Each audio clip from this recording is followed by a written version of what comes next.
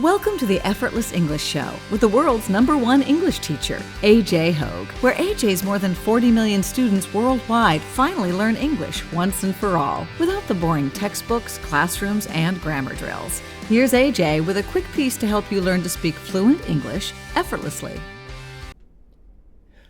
Hi, I'm AJ Hoge, the author of Effortless English, Learn to Speak English Like a Native.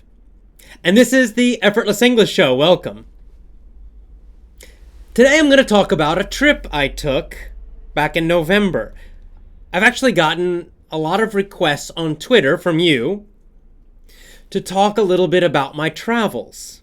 Now, in 2 episodes ago, a couple weeks ago, I told a story about volunteering in a small village in Thailand, and it was kind of a sad story actually about watching a terrible English class.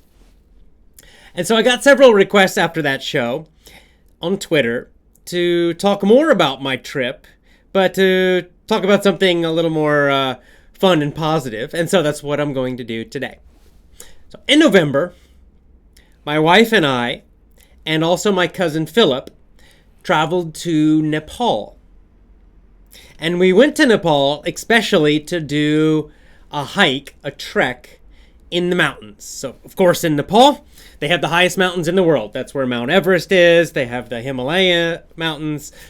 So it's, the tallest, the grandest mountain range in the world. Before the trip, I did research about different treks, different hikes that we could do. And as I did some research, I became a little concerned about the altitude, right? The height. Because as I read that, if you went really high, like over 3,000 feet, 3,000 meters, or over 3,500 meters, that you could get, headaches and stomach aches and trouble sleeping and lots of other problems caused by the elevation, the altitude, the height. So I talked to my wife, and I told her, well, let's do an easier trip. I'll do research, and I'll find an easy trek in Nepal. So we won't go so high. It won't be so tough. So I did some research, and I found an area, I think it was called Helambu, where the mountains were not quite so high. I think the highest point would be 3,500 meters, but most of it would be lower than that. So that's the trek that we did. So we flew to Kathmandu, the capital of Nepal, and then we went over to the Helambu area, took a van to this little town, and started our hike. Now here, if you look at the picture, this is us just before starting the hike at, I think, a little restaurant, little guest house where they serve food. So we're kind of relaxed and getting ready to start the trip. Shortly after this, we head off, put on our backpacks. We had a local guide with us, and we start walking. Now, in my mind, I'm imagining our trip. It was going to be about a 1-week trip, 6 days. So I'm imagining we're going to be walking through these little valleys through the mountains. So we'd be on mostly flat land, but surrounded by mountains, looking up at the mountains, maybe following the rivers. So this is the ideal I have in my mind. I'm thinking, this is going to be great. This is going to be such a relaxing trip, strolling through these beautiful valleys, looking up at the greatest mountains in the world, following along the rivers, maybe going through different villages. This is going to be great. And this is the picture I described to my wife, Tomoe, and to my cousin Philip. And so the trek begins. So before I continue with the story, let's go to Twitter. I like to answer Twitter questions and comment about Twitter comments that people send me. So let's do that, and then we'll come back to that story and the rest of the hike. By the way, my Twitter is, of course, twitter.com/AJ Hoge. It's just my name, AJ Hoge. So I love hearing from you. send me a message. Get on Twitter. If you don't have a Twitter account, it's easy and free. Sign up for one and follow me on Twitter, and then send me messages. I send messages and communicate with Effortless English members, with readers of my book, and just with fans of the show almost every day. I love hearing from you. I'm happy to answer your questions and connect with you. Okay, here's an interesting question right off the top here.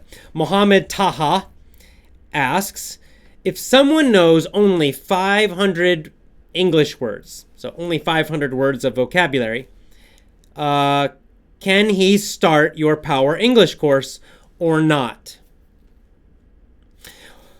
That's an interesting question. So 500 words of vocabulary is quite low. Now, could someone do my Power English course who was basically a low beginner? Yes, they could.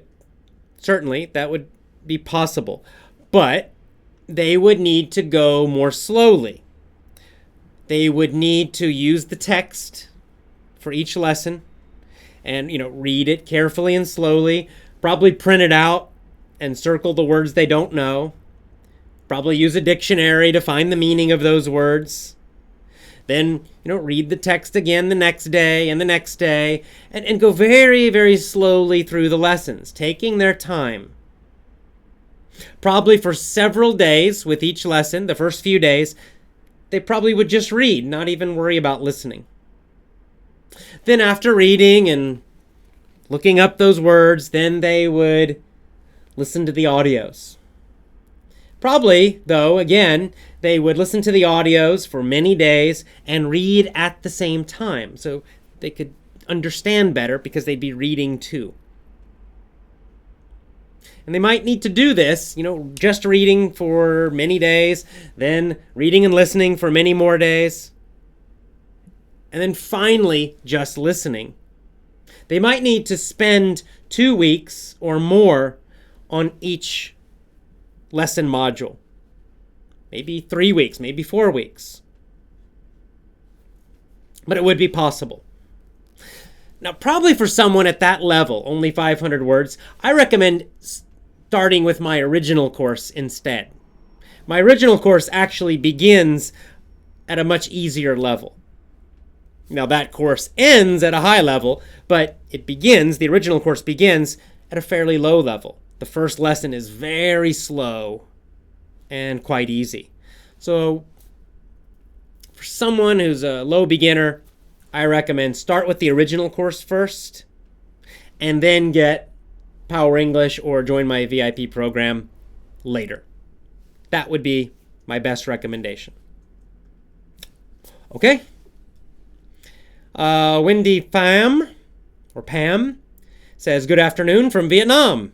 And I would be very happy if you came to Vietnam.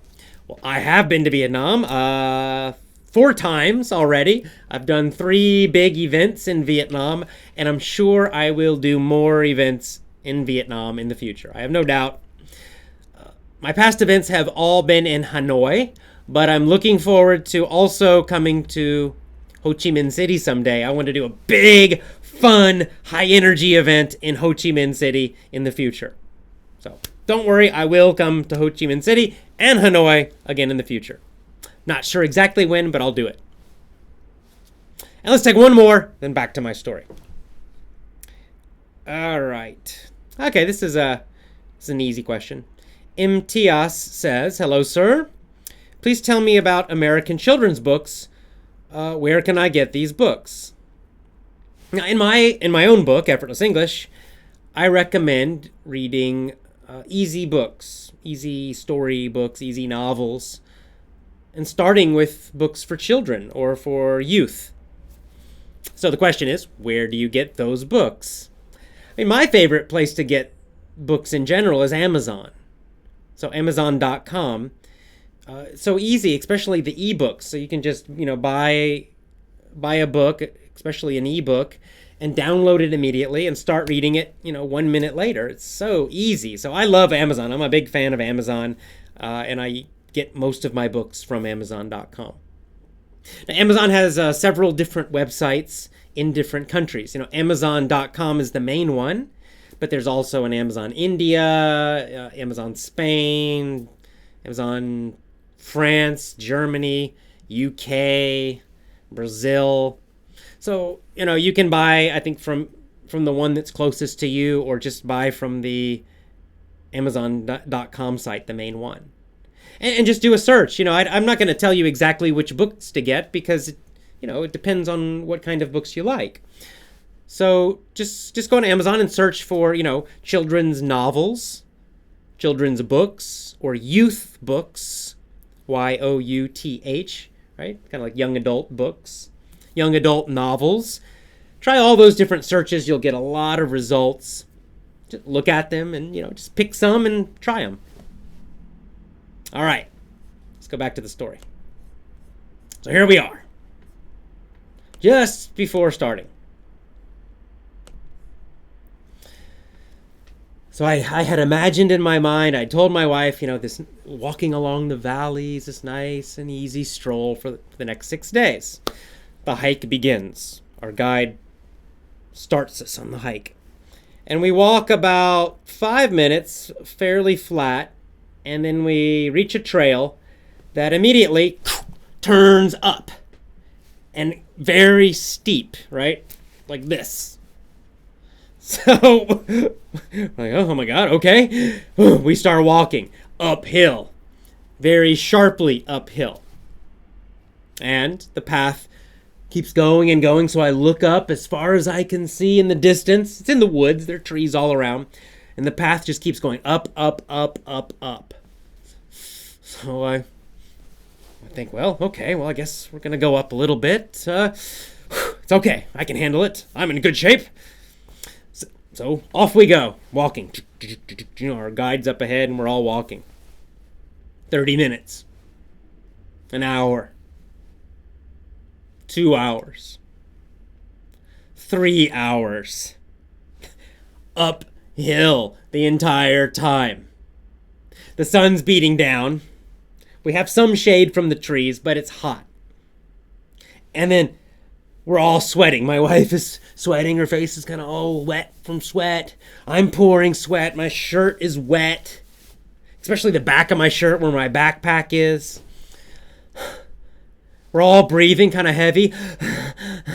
No one's talking because we're breathing heavy. Our guide is walking kind of quickly, not slowly. It's not a slow and easy stroll.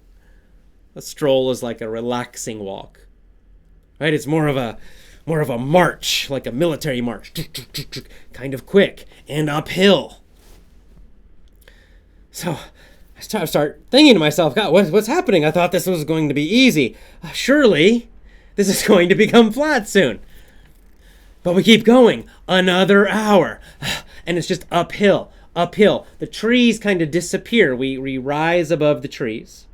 And so we're just under the hot sun with no shade. So it gets hotter, we're sweating more, we're panting, like a dog, breathing like this, all of us. And all of us are too tired to talk. We're just marching along. And finally, we get to this point, if you can see in the picture, this little tiny village area where there are a few huts. And a hut is like a tiny, very simple wooden building. Made from wood usually, or maybe stone. But it's a tiny, simple little structure. And this is where we stopped for lunch. First of all, the lunch was really great. You can see it's dal bhat, which is sort of the national dish of Nepal. It's like a set menu, set dish. There's rice in it and dal, which are lentils, and some kind of curry, and it's wonderful, actually. I love it. Fantastic. So we sat down and we started, eating our lunch. We're all starving because we're really tired, or we weren't expecting any of this. And so I look at the guide. I was like, well, wow, when does this hike get more flat? Because this is really tough. I thought this was going to be, an easy trip. This is supposed to be the easy trek. And so the guide looks at me and he kind of laughs. Kind of laughs, but kind of like an evil laugh a little bit. And he says, "Oh, no, no, no, no. This is one of the most difficult treks that we do." And so I'm confused. I'm like, well, I thought, no, it's not supposed to go so high. That's why we chose this trek. It's not so high in the mountains, so we won't get sick from elevation. This is supposed to be the easy trek. And then again, he gives me the evil laugh. And he says, "Oh, no, true. Not so high, but we go up and down a lot. This trek is very, very tough. Very difficult." He says, because in the high treks, then we cannot go so much each day, right? Because it's too dangerous. So if you go high mountains, then we go very slowly, and we can only go up a little bit each day. But this hike, not dangerous, so we can go up and down a lot. So this hike, very tough. We walk a long time each day, and we're climbing a lot. And so, my wife looks at me, and I look at her like, oh my God, what have I done? We're not going to have an easy week. This is going to be extremely difficult. And it was. Let's take a few more Twitter questions, and then I'll finish up the little story about my hike in Nepal, our hike in Nepal. Okay, Julia from Italy, one of our superstars, top members, talks about my video on YouTube. She says, the video about the TH sound is absolutely my favorite. I learned to pronounce the TH sound perfectly after watching it. Thanks, AJ. So if you don't know already, I have a lot of videos on YouTube. My YouTube channel is also my name, just youtube.com/AJ Hoge, AJHOGE. If you're not watching this video on YouTube, if you're watching it on my website, you can also go to YouTube and find other videos that I've done. And there's a very popular video about pronouncing the TH sound, like the or thank you. That's a tough sound for some people. And I did a short little video to help you pronounce it better. You can find that video on my website, effortlessenglishclub.com, or on my YouTube channel. Okay. Y:73 says, Buenos dias, which means good day in Spanish. Thanks for helping me to improve my English. My next step is to join the VIP program. Yay! Good. Well, you're welcome. That's why I'm here, to help you improve your English. That's my job. And I'm very happy that you will join our VIP membership program. The VIP membership program, for me, it's my favorite program because it's a membership program, meaning it's a community. So every month I give new lessons to VIP members. Sometimes I do special webinars where I chat with VIP members and they can chat with me, which is really fun. When I travel, I try to meet VIP members. So that's really our special community. It's our most motivated members, really. So if you're super motivated to improve your English, then I recommend joining our VIP program. So anyway, thank you. Let's go back to the story. So, there I was, looking at my wife, looking at my cousin, realizing that our easy trip was in fact going to be extremely tough. And this is a common thing that happens in life, really, isn't it? I mean, it's happened to me many times in life, maybe you too, that you have an expectation, right? You have an idea in your mind about something you're going to do, some event, some goal, some plan. And many times maybe we have a picture in our minds what it will be like, how it's going to be. It might be a trip, it might be a vacation, and we imagine in our mind, oh, the trip is going to be great, it's going to be so relaxing, everything will be wonderful, and we plan it out in our mind each day, and we see it's going to be so great and wonderful. Or maybe with English. Maybe you visualize, you imagine in your mind, oh, I'm going to speak English fluently and confidently. I'll study and I'll learn, and in 3 months or 6 months or in a short time, I'll be speaking fluently. I'll have friends who are Americans or British. It's going to be fantastic. It's going to be wonderful. It'll be so much fun. Yeah. Right? These things happen in life. And then what happens? Well, sometimes everything works out perfectly and yay, that's great. But many times our expectations are broken.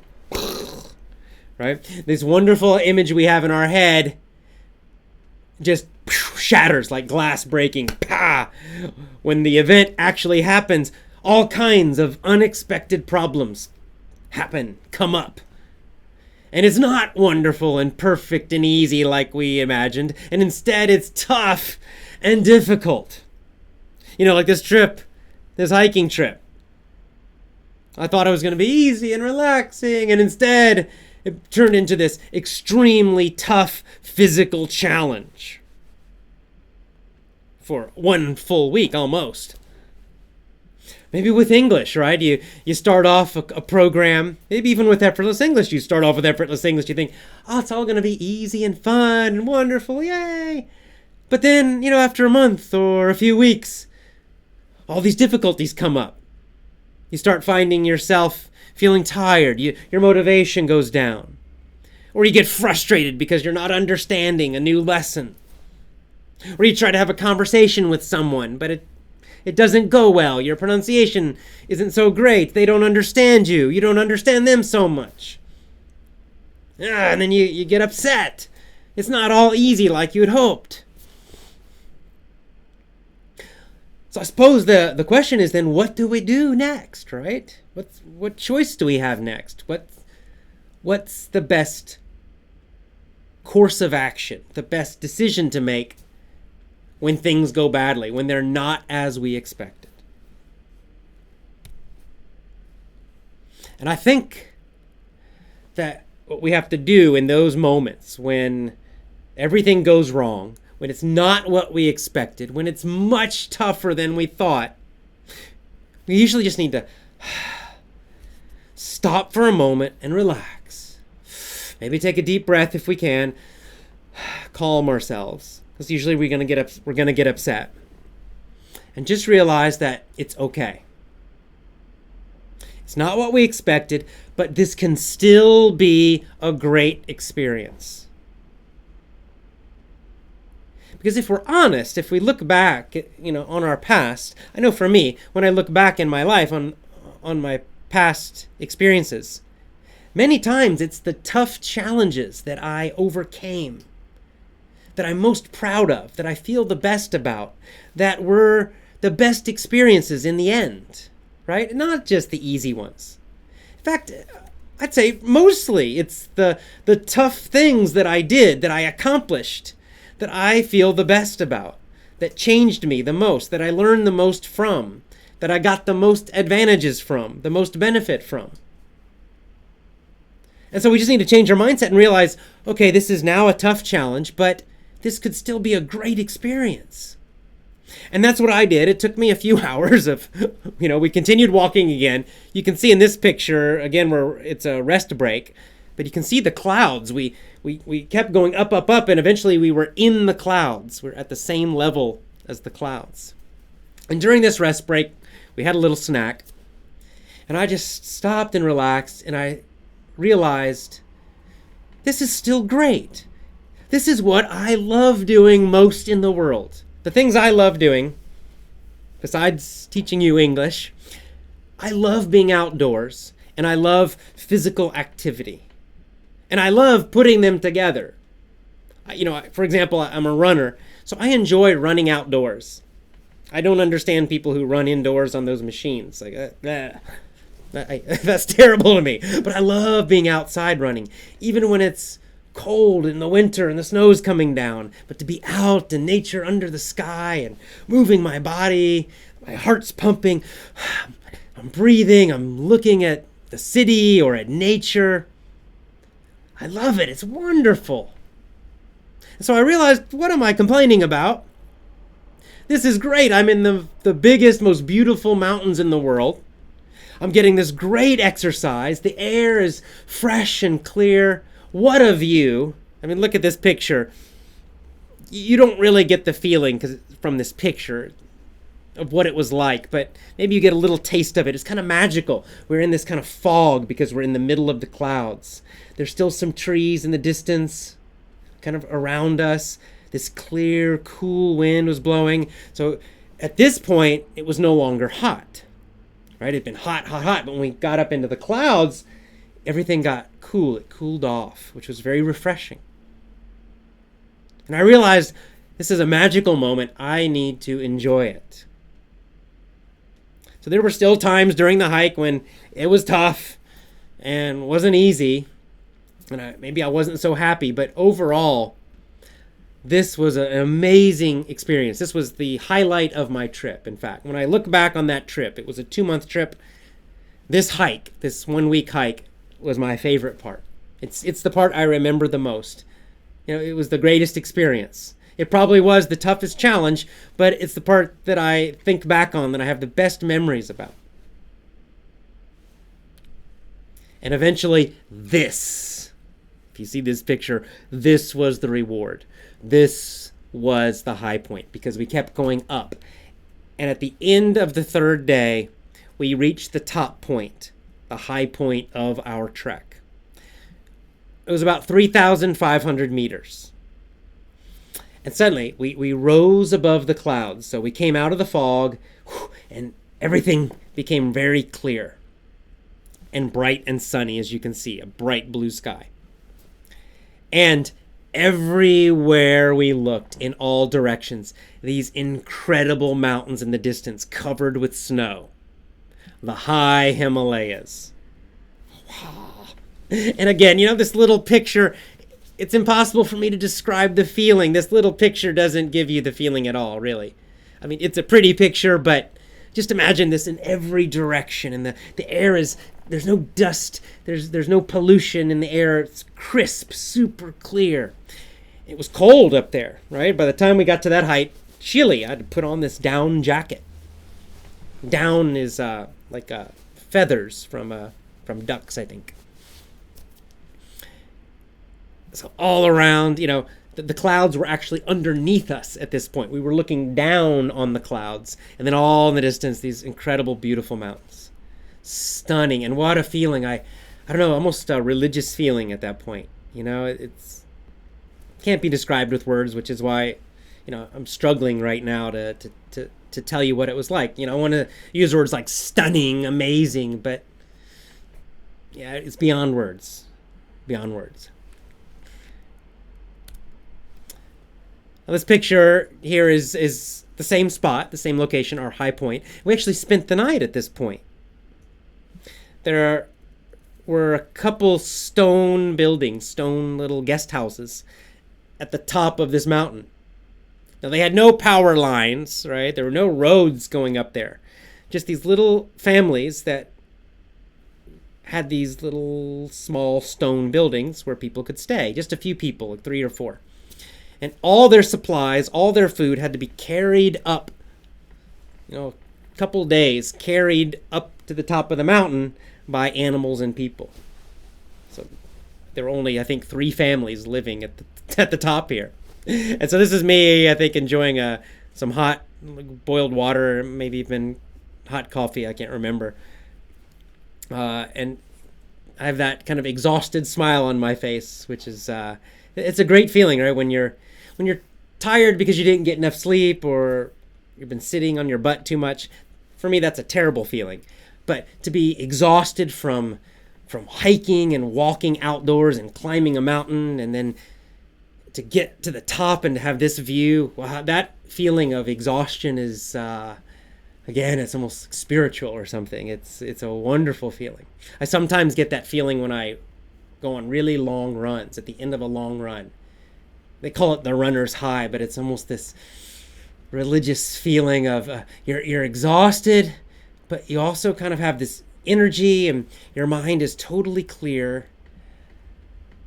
And it's like your body is vibrating, and you just take everything in. It's magical, very meditative. And this is another view. This is the actual building where we spent the night that night. Quite cold at night, actually. It was cold. You can see it's at the edge, right? It's a big drop. And can't quite see it, but there are a few clouds, those kind of very thin high clouds. But most of the clouds are actually down below this building in the valley. It was like looking down on an ocean of clouds. So that was quite amazing. And that's it. So I think the point of all that for me and for you is that, again, just as I said in our last episode of the show, we have to be mentally flexible. And we have to understand that in life, in learning, in English learning, in anything, that it's not going to always be perfect. It's never going to be perfectly easy all the time as we hope. We always hope that everything's going to work out perfectly, though there won't be any problems. It'll all be easy and I'll get fantastic success without any problems and struggles or pain. But the way life really works, of course, is that things are never totally as we expect. There are always unexpected problems. There are always unexpected challenges. And our natural first reaction, I think for most people, certainly for me, is to get upset by that, right? When you imagine something wonderful and easy, and instead you have a big tough challenge. Well, just naturally, you're going to get upset by that. This is not easy like I thought.